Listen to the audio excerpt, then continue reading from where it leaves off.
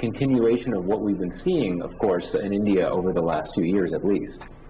But what must the community do now, Michael? Because as you've spoken yourself, it's just going on and it doesn't seem to come to an end. What must we do about it, and how must the international community respond to it? We've seen the Gulf countries and the royal families of the Gulf countries finally become vocal about this issue.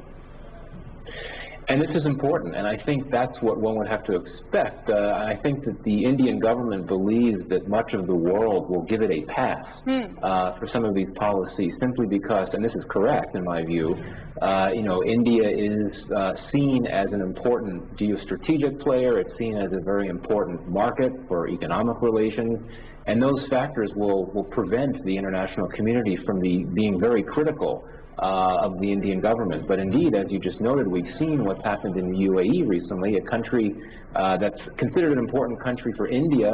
It's a country that has a large number of Indian workers, and you have a large number of remittances coming back to India from the UAE.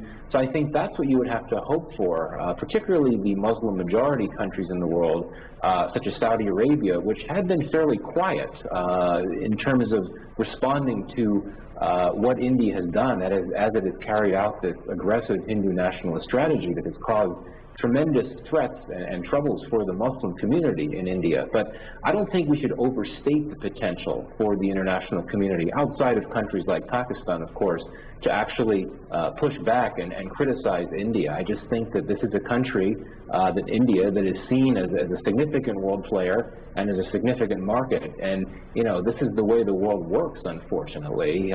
These practical, realistic considerations about international relations loom large.